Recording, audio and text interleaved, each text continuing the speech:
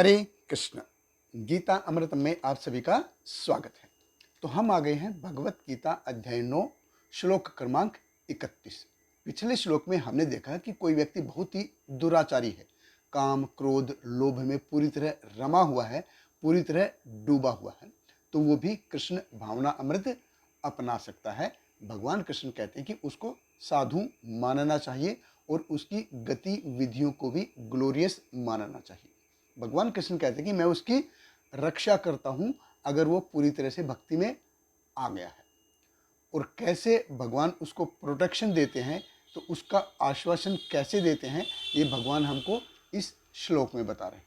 तो भगवत गीता अध्याय 9 श्लोक क्रमांक 31। भगवान कृष्ण कहते हैं, क्षिप्रम भवति धर्मात्मा शाश्वत शांति निगच्छति कौन्तेय प्रति जानिहि न मे भक्त प्रणश्यति। भगवान कृष्ण कहते हैं वह तुरंत धर्मात्मा बन जाता है और स्थायी शांति को प्राप्त होता है। हे कुंती पुत्र, निडर होकर घोषणा कर दो कि मेरे भक्त का कभी विनाश नहीं होता है। देखिए, भगवान कृष्ण कहते हैं कि अगर कोई पूरी तरह एडी से लेके चोटी तक, नख से लेके शिखांत तक, अगर वो पूरी तरह से काम क्रोध और लोभ में पूरी तरह से डूबा हुआ है और वो भक्ति में आ गया, कैसे भी येन प्रकीर्ण कैसे भी वो भक्ति में आ गया है, भगवान कृष्ण कहते हैं उसके लिए क्षिप्रम भवति धर्मात्मा। क्षिप्रम यानी कि बहुत जल्दी वो धर्मात्मा कहलाएगा और शाश्वत शांति निगच्छति, शाश्वत शांति भी प्राप्त करेगा। देखिए, भगवान कृष्ण इस श्लोक में शांति कैसे हो उसका फार्मूला भी दे रहे हैं। ये भौतिक जगत है, इस भौतिक जगत में सारी चीजें नश्वर हैं, समय की लहरों के साथ सब कुछ विनष्ट हो जाएगा, कोई पहले कोई बाद में। ये भौतिक जगत है, ये समय और प्रकृति के जो तीन गुण हैं उनकी लहरों के अधीन है। देखिए, कोई व्यक्ति होता है, एक कभी कभी बहुत अच्छा साधु होता है और वही व्यक्ति कभी ऐसा क्रूर राक्षस के जैसा बिहेवियर कर देता है। कोई व्यक्ति देवता के समान दरिया दिल है, लेकिन वही व्यक्ति भूत प्रेत पिशाच जैसा ऐसा घृणित कार्य कर देता है कि हम समझ ही नहीं पाते कि उसने कैसा कर दिया। हम ये कहते रहते यार ये तो ऐसा आदमी था, उसने ऐसे ऐसे कर दिया, ये तो बहुत अच्छा आदमी था, उसने ऐसा कैसे कर दिया। तो ये देखिए, सब कुछ हमारे अंदर है, कहीं और नहीं है, ये सब कुछ हमारे अंदर है। और भगवान कृष्ण कहते हैं कि कोई काम है, काम क्रोध लोभ है, तो कैसे वो शांति प्राप्त कर सकता है भाई? क्या ये पॉसिबल है? भगवान कृष्ण कहते हैं कि ये पॉसिबल है। मेरी भक्ति, भगवान कृष्ण कहते हैं कि मेरी भक्ति इतनी दैदीप्यमान है कि ये करोड़ों सूर्य के समान इसका प्रभाव रहता है। कोई कितना भी कामी क्रोधी लोभी घमंडी व्यक्ति हो, तो ये वो काम क्रोध लोभ उसके हृदय में रहेंगे, लेकिन कैसे रहेंगे? जैसे एक सांप है, उसके दांत अगर तोड़ दिए, सांप के दांत अगर टूट जाए तो ऐसा उसके रहेंगे, वो रहेंगे, लेकिन वो जब सांप जैसे डंक मारता है, जिसके दांत अगर टूट गए हैं, वो सांप अगर डंक मारता है, उसके डंक मारने का असर होता नहीं, तो उसके हृदय में रहेंगे, लेकिन ऐसे रहेंगे जैसे दांत टूटे हुए सर्प के जैसे है। ऐसे तो एडी से चोटी तक वो पूरा पाप कर्म में था, लेकिन अभी भक्ति के मार्ग में आ गया है। तो ये समझना बहुत ही महत्वपूर्ण है कि ये कब अप्लाई होगा? कि पहले वो पाप कर्म करता था, बाद में वो भक्ति में आया है। पहले मैं भक्ति में जाऊंगा, खूब मंदिर में जाऊंगा, शुभ सेवा करूंगा, और बाद में पाप कर्म करूंगा, तब ये श्लोक अप्लाई नहीं है। पहले पाप कर्म किए हैं, उसके बाद भक्ति में आ गया है। पहले भक्ति कर रहा है, उसके बाद पाप कर्म करेगा, तब ये अप्लाई नहीं है। ये श्लोक उन लोगों के लिए नहीं है जो पहले से भक्ति में आए हुए हैं। ये श्लोक उन लोगों के लिए है जो भगवान की भक्ति में आना चाहते हैं। अब भगवान कृष्ण कहते हैं कोई कितना भी काम क्रोध लोभी हो, वो कैसे न कैसे मेरी भक्ति में आ गया, तो मैं उसको निश्चित रूप से, वो आ भी सकता है और मैं उसकी प्रोटेक्शन भी करता हूँ।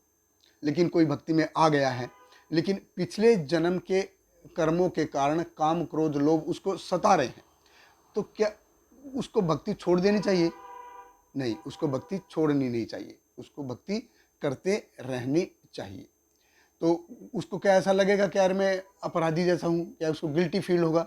नहीं, कई बार क्या होता है किसी साधक से ऐसे काम हो जाते हैं, तो उनको अपने भक्ति छोड़नी नहीं चाहिए। भगवान कृष्ण कहते हैं क्षिप्रम भवति धर्मात्मा शाश्वतम शांति निगच्छति।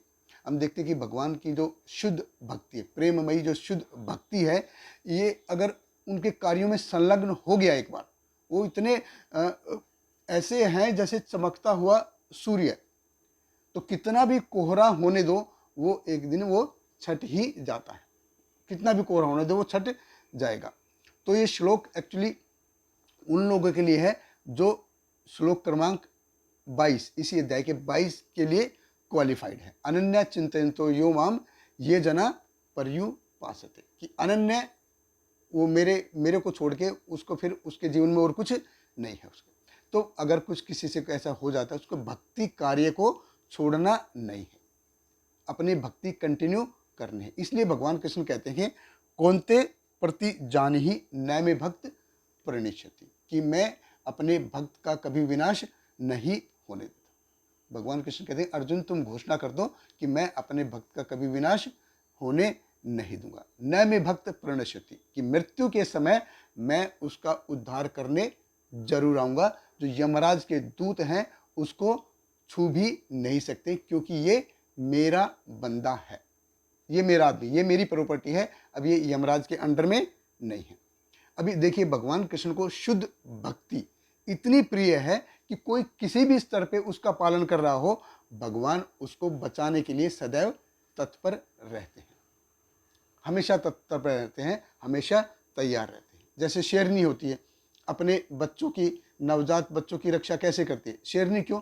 गाय को देख लो आप, गाय के बच्चों को आप छेड़ने जाएंगे तो गाय मारने को दौड़ती है, शेरनी की तो बात क्या है।